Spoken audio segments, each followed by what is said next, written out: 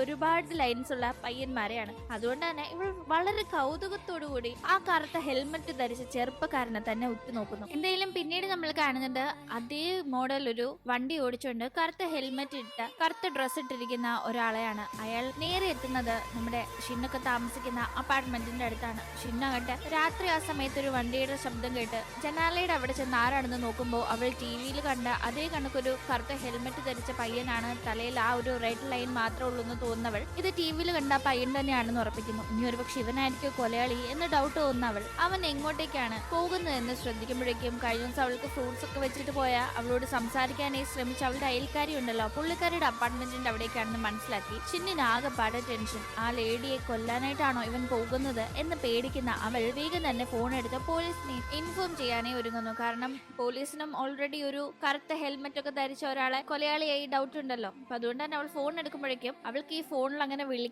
അവളെ വിളിക്കാനോ ആരും ഇല്ലാത്തത് കൊണ്ട് തന്നെ കഴിഞ്ഞ ഏറെ നാളുകളായി ആ ഫോൺ യൂസിൽ ഉണ്ടായിരുന്നില്ല. അവന്റെ ചാർജ് തീർന്നിട്ട് അവൾ ചാർജ് ചെയ്യുന്നുണ്ടായിരുന്നില്ല. ഇപ്പൊ ഇത് കണ്ട് അവൾ വേഗം തന്നെ ഫോൺ എടുക്കുമ്പോഴാണ് ചാർജ് ഇല്ലെന്ന കാര്യം ശ്രദ്ധിക്കുന്നത്. വേഗം ഫോൺ കുത്തിയിടുന്നു. നോക്കുമ്പോ കറക്റ്റ് ആ ഒരു അപ്പാർട്ട്മെന്റിന്റെ അവിടെ അയാൾ എത്തിയിരിക്കുന്നു. അപ്പോഴേക്കും ഇവിടെ പോലീസ് ഫോൺ അറ്റൻഡ് ചെയ്യുന്നുണ്ട്. സാർ, എന്റെ വീടിന്റെ അടുത്തുള്ള അപ്പാർട്ട്മെന്റിലെ ലേഡിയെ കൊല്ലാനായി ആ ഒരു കറുത്ത ഹെൽമെറ്റ് ധരിച്ച കൊലയാളി എത്തിയിട്ടുണ്ടെന്ന് അവൾ പറയുമ്പോഴേക്കും അവൾ കാണുന്നത് ആ ലേഡിയോട് ആ ഹെൽമെറ്റ് ധരിച്ച പയ്യൻ ആ ഹെൽമെറ്റ് ഒക്കെ മാറ്റി ഭയങ്കര സ്നേഹത്തോടെ സംസാരിക്കുന്നതും അവർ വളരെ സ്നേഹത്തോടെ ഇടപെടുന്നതും ഒക്കെയാണ്. അത് കാണുമ്പോൾ അപ്പൊ ഇവർ പരിചയക്കാരാണ്, താൻ വിചാരിച്ച കണക്കൊന്നുമില്ല എന്ന് തോന്നി അവൾ ബാക്കി ആ ഒരു ഫോൺ കോളിൽ പറയാതെ പെട്ടെന്ന് തന്നെ കോള് കട്ട് ചെയ്യുന്നു. അങ്ങനെ പിന്നീട് നമ്മൾ സ്കൂള് കാണുമ്പോഴേക്കും കങ്ങിനോട് കാശ് കൊണ്ടുവരണമെന്ന് ആ ബുള്ളി പെമ്പിള്ളേർ പറഞ്ഞിട്ടുണ്ടായിരുന്നല്ലോ. പക്ഷെ അവർക്ക് കൊടുക്കാനായി കാശൊന്നും കൊണ്ടുവരാതെ കങ്ങായിട്ട് സ്കൂളിലേ വരാതിരിക്കുകയാണ്. കലിപ്പ് അവള് വന്നില്ലെങ്കിൽ എന്താ, കങ്ങിന്റെ ലോക്കർ ഉണ്ടല്ലോ ഇവിടെ, അത് പൊട്ടിച്ച് അതിനകത്തുനിന്ന് ആവശ്യമുള്ള വല്ല ഉണ്ടോ നോക്കാന്നും പറഞ്ഞ് കങ്ങിന്റെ ലോക്കർ തുറക്കുമ്പോ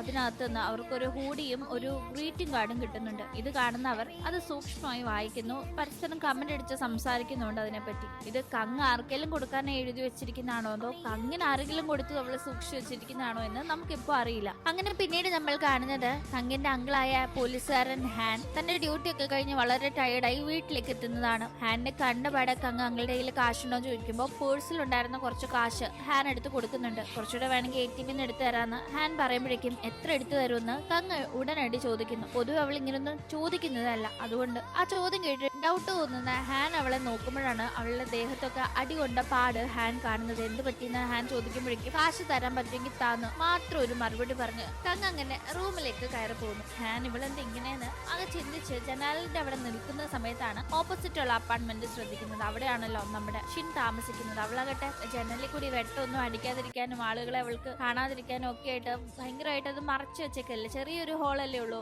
എത്തി നോക്കാനൊക്കെ. അവൾ ഈ അടുത്താണല്ലോ അവിടെ താമസത്തിനെത്തിയത്. അതുകൊണ്ട് തന്നെ ഹാൻ അങ്ങനെ ഒന്നും ഇതുവരെ ശ്രദ്ധിച്ചിട്ടുണ്ടായിരുന്നില്ല. ഇപ്പോ ഹാൻ അങ്ങോട്ടേക്ക് തന്നെ നോക്കി നിൽക്കുമ്പോഴേക്കും സ്റ്റേഷനിൽ നിന്ന് ഹാനിന് ഒരു ഫോൺ കോൾ വരുന്നുണ്ട്. വിളിച്ചിരിക്കുന്ന ആൾ അറിയിക്കുന്നത് കഴിഞ്ഞ ദിവസം കറുത്ത ഹെൽമെറ്റ് ധരിച്ച കൊലയാളി എന്ന് പറഞ്ഞ് ഒരു ഫോൺ കോൾ സ്റ്റേഷനിലേക്ക് വന്നിരുന്നെന്നും വിളിച്ചിരുന്ന ആളുടെ അഡ്രസ്സ് ഹാനിന്റെ അടുത്തുള്ള അപ്പാർട്ട്മെന്റിൽ നിന്നാണെന്നും ഒക്കെ പോലീസുകാർ പറയുമ്പോഴേക്കും ഇത് താനിപ്പോ സംശയാസ്പദമായി നോക്കിയ ആ ജനാലയൊക്കെ മറിച്ച അതേ അപ്പാർട്ട്മെന്റ് ആണെന്ന് മനസ്സിലാക്കുന്ന ഹാൻ ഈ കറുത്ത ഹെൽമെറ്റ് ധരിച്ച ആളാകാം കൊലയാളി എന്ന രീതിയിൽ പോലീസിന് ഒരു ഡൗട്ട് ഉണ്ടെങ്കിലും പോലീസ് അതങ്ങനെ ഇതുവരെ പുറത്ത് പറഞ്ഞിട്ടുണ്ടായിരുന്നില്ല. പക്ഷെ അതറിയാതെ എങ്ങനെ വേറൊരാൾ ഇങ്ങനെ കറക്റ്റായി പോലീസ് സ്റ്റേഷനിലേക്ക് വിളിച്ച് അതിനെപ്പറ്റി ഇങ്ങനെ സംസാരിച്ചു എന്ന് ഡൗട്ട് തോന്നി വേഗം തന്നെ അങ്ങോട്ടേക്ക് പരിശോധിക്കാനായി പോകുന്നു.